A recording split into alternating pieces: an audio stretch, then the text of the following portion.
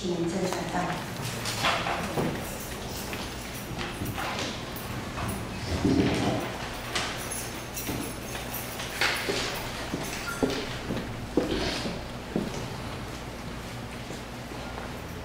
各位基督教会的弟兄姐妹，大家平安。平安。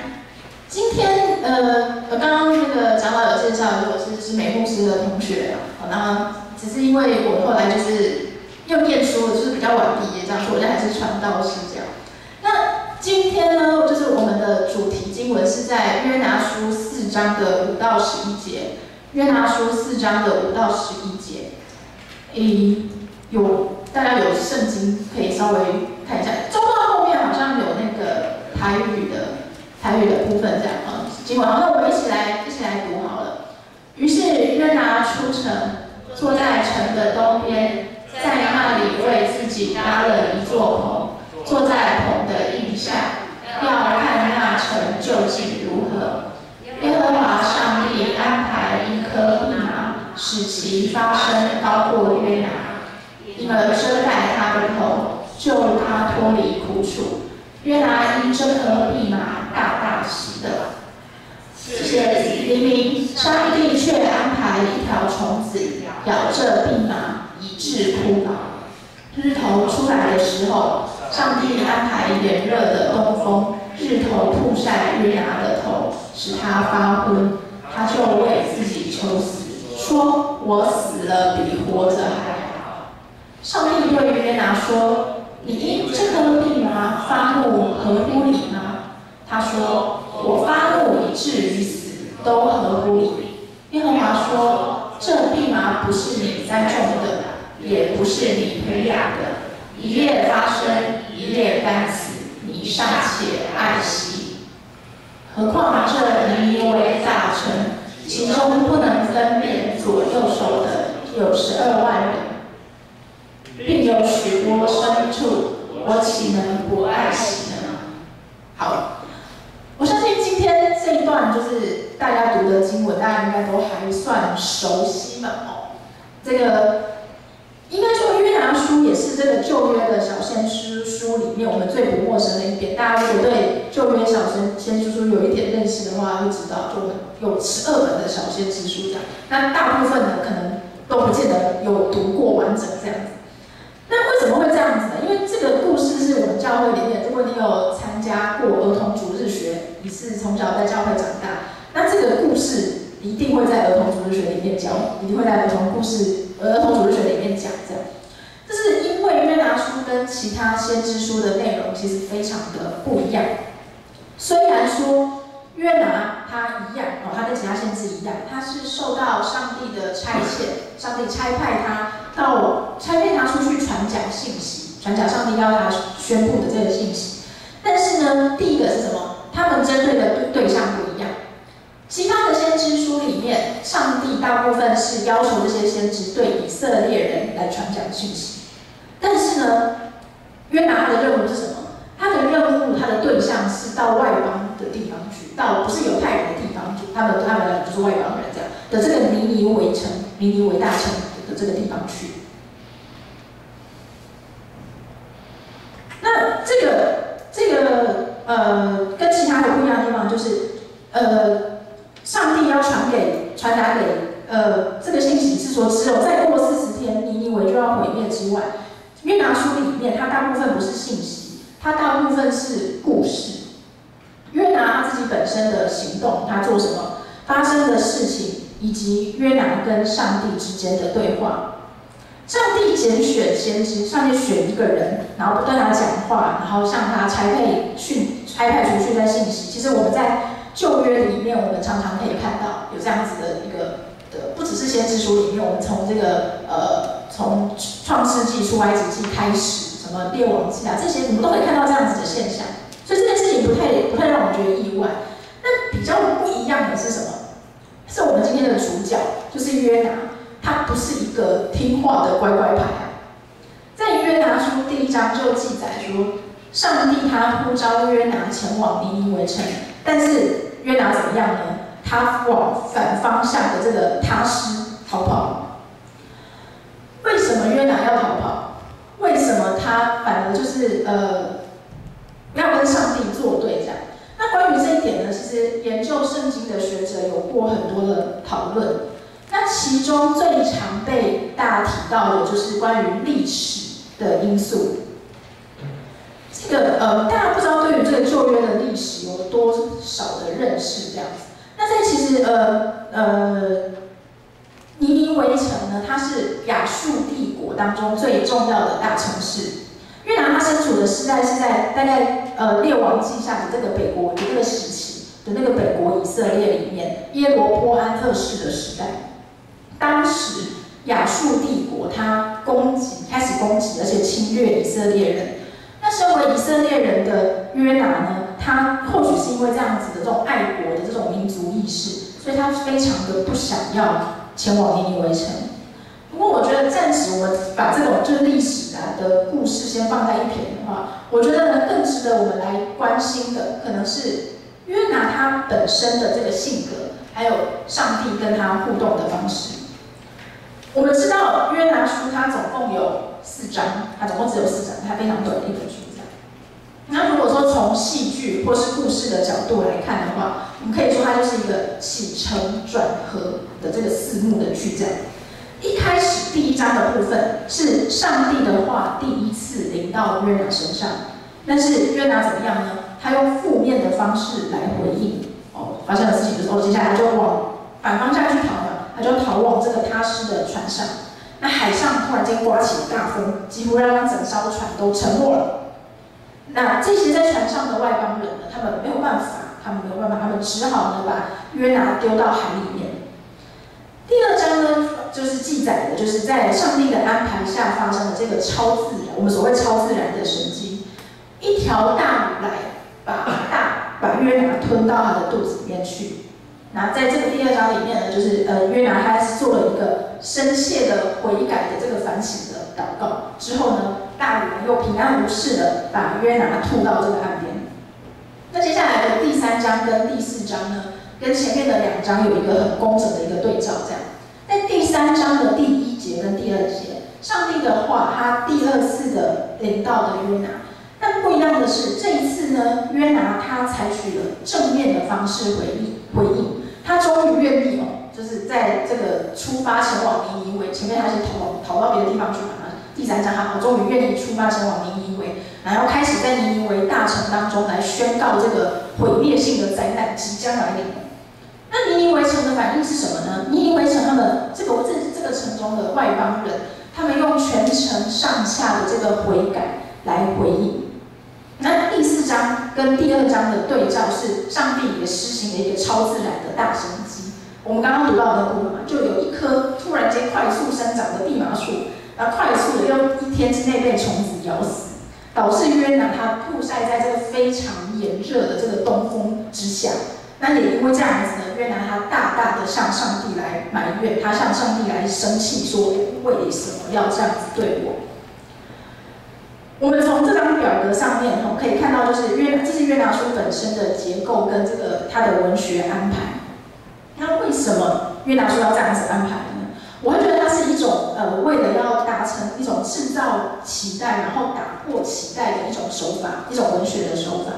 这其实就跟我们在看连续剧、看戏或者说看小说一样，我们通常会希望戏里面有一个惊喜，意思就是说是我们预料之外的发展。毕竟说，如果一出戏它从一开始看的时候，我们就知道这个故事的结尾，那我们会觉得这戏也没什么好看的嘛。我看第1集就知道最后1集了，那我干嘛还要看？但是为了要让戏好看，其实也不是这么简单的事情因为我们知道故事它需要有转折，它需要有变化来吸引读者。可是这些转折跟变化，它又必须要合理，还要够合理，才有办法说服观众说真的是会这样子发生。所以通常呢，作者不管是小说家或是剧作家，他通常会在前面的时候，他就故意安排一些所谓的伏笔，就是让你猜，让你想说，这个东西是不是有什么线索，这样后面可能会有什么样子的发展。那有时候呢，作者他也会故意透过写作的角度刻意往另外一个方向来误导读者。就比如说，在推理小说或是侦探故事里面，那你以为凶手其实是 B，可是最后结局发现，哦，原来凶手竟然是 A。但是你要说服读者，代表你前面一定要有一些伏笔，才可以读者才会觉得说，哦，对，没有错，那个时候就有这样讲过这些事情的。但是你没有猜到那这样子。那其实我觉得约拿书它的结构有一点类似是这样子。在前面2章的时候呢，他先描写这个约拿他从叛逆到悔改的过程。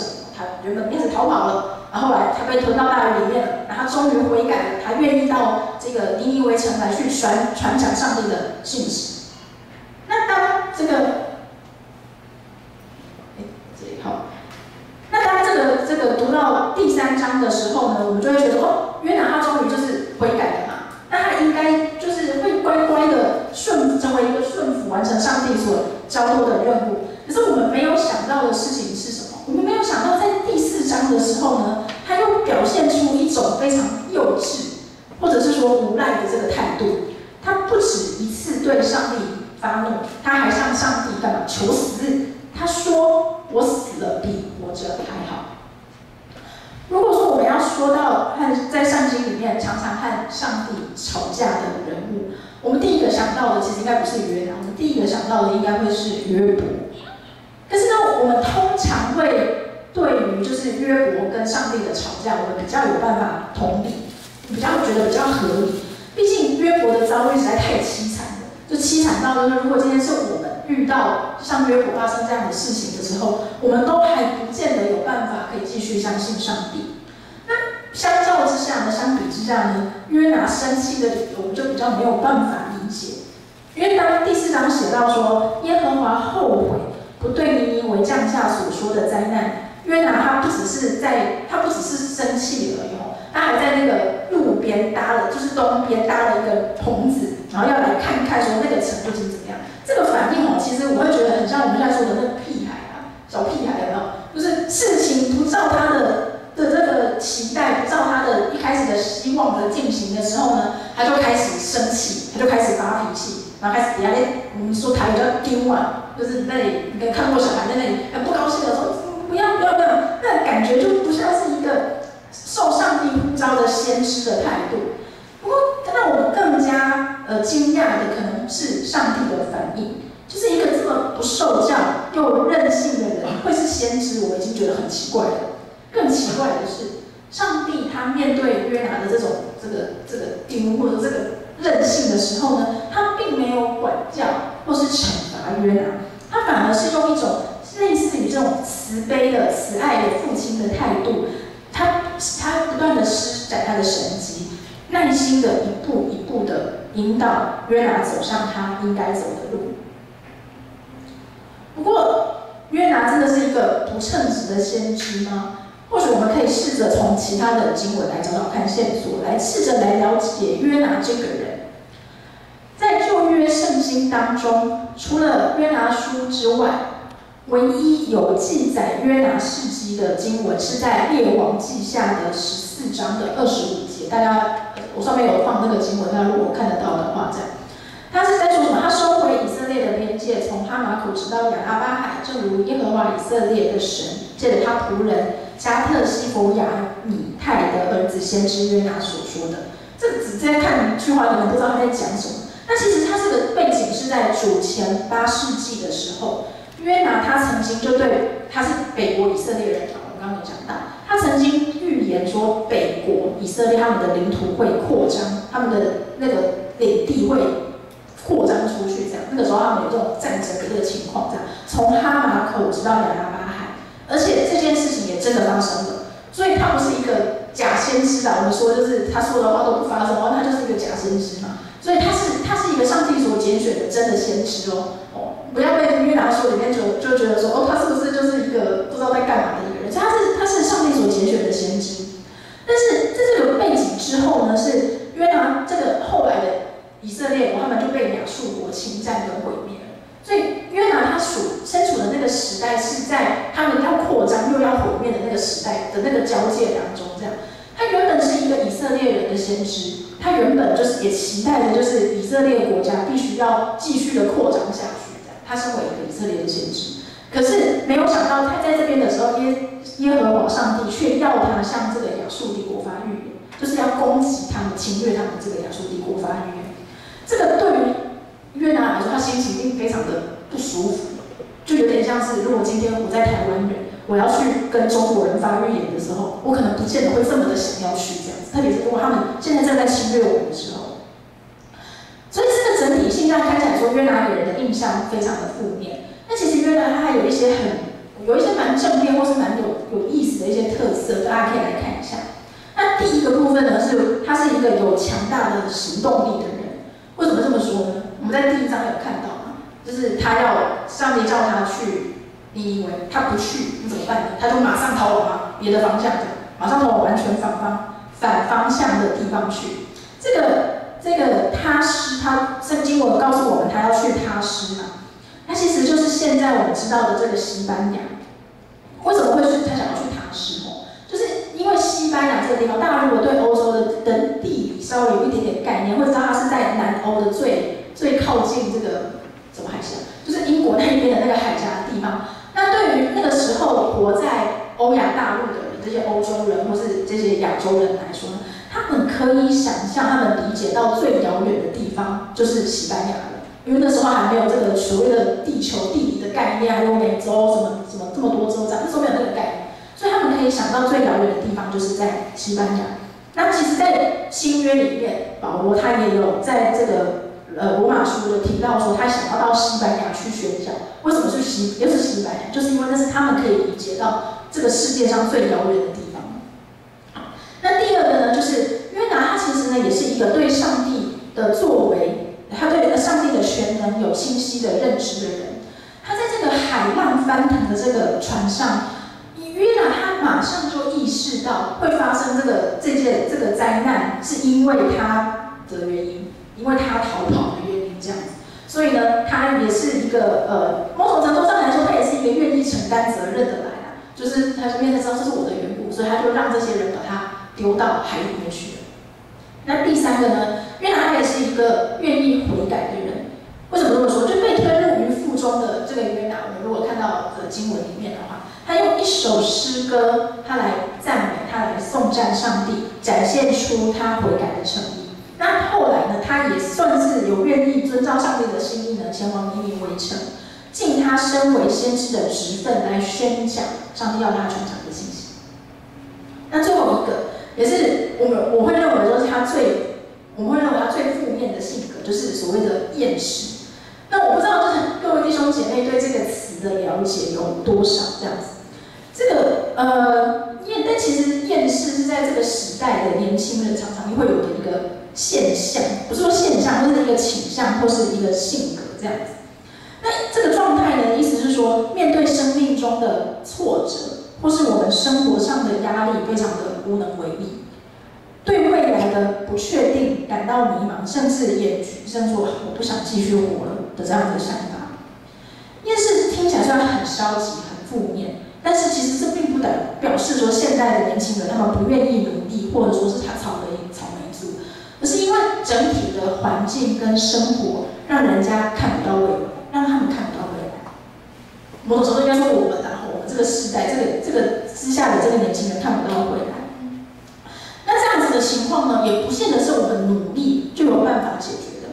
这样子的社会现象啊的这个社会观察，已经普遍到让媒体用厌世代来形容这个时代。也是因为这样子的观察，我会说约拿他是一个厌世的人。身为以色列人的他，我们刚刚说到他是以色列人，身为以色列人的他被迫要前往亚述，他其实已经是非常的不愿意了。那上帝用了各种各样的方法，好不容易呢，他才踏上这台前往尼尼微的旅程。然后在踏上这条旅程的时候，心里面还想说算了，没关系啦，这样也不错啦，至少我还可以看到这个城毁灭。结果没想到事情的结局又不是他所期待的这样子，上帝又给他来个大反转。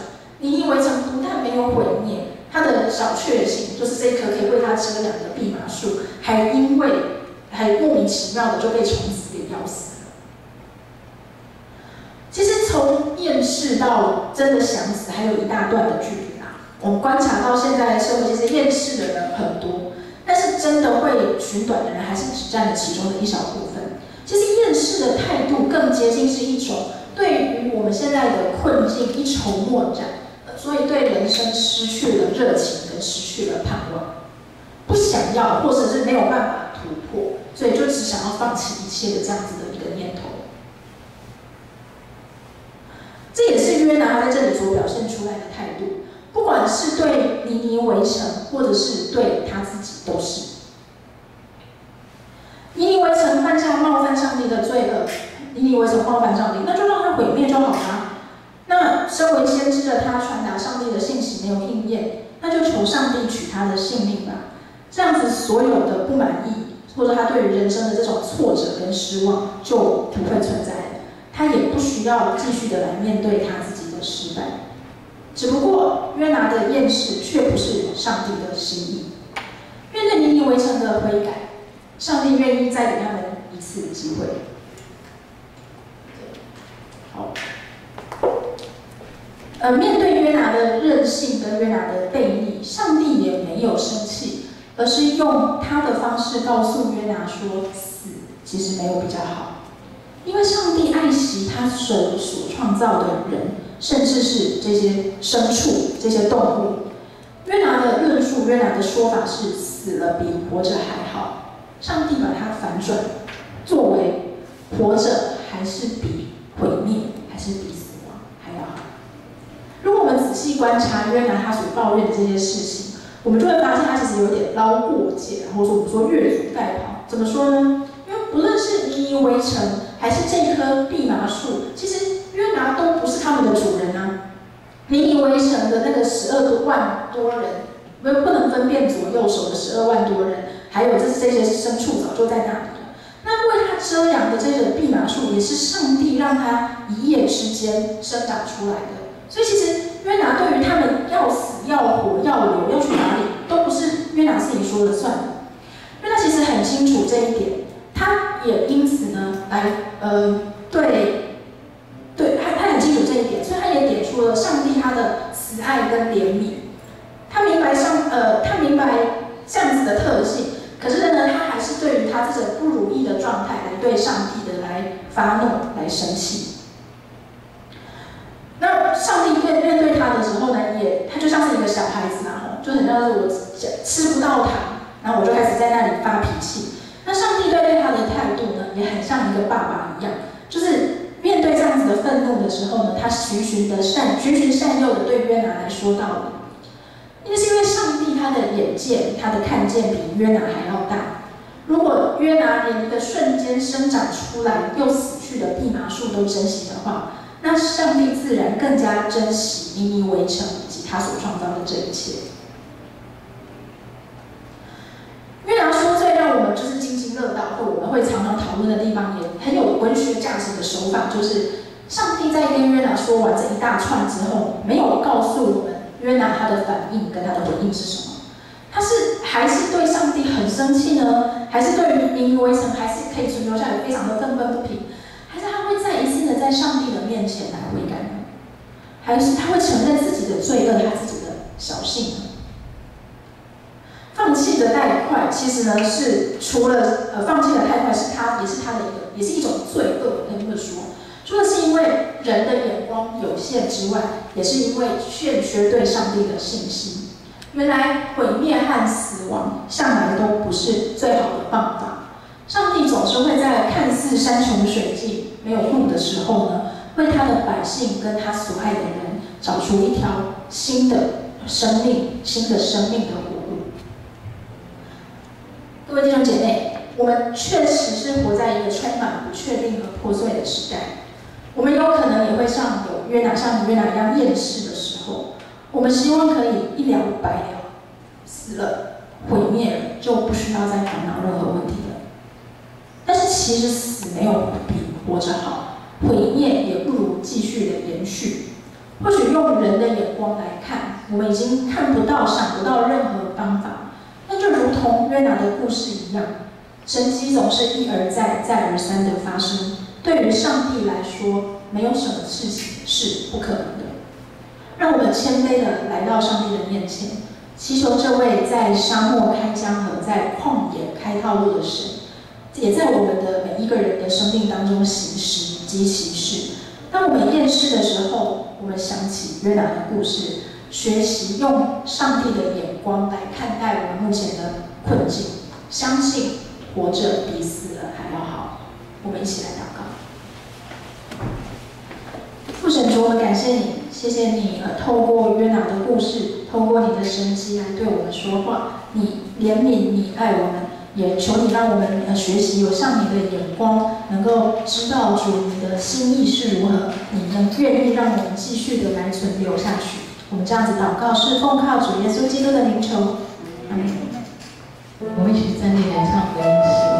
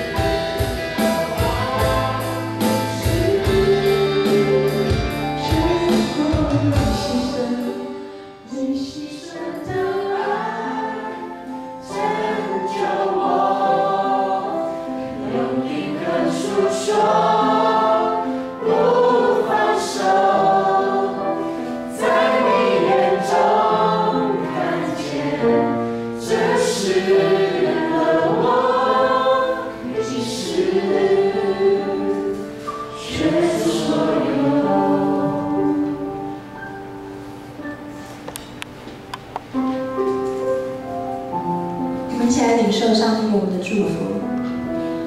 愿主耶稣基督的恩惠、天父上帝的慈爱、圣灵的团契掌动与我们众弟兄姐妹同在，从今时直到永远。阿门。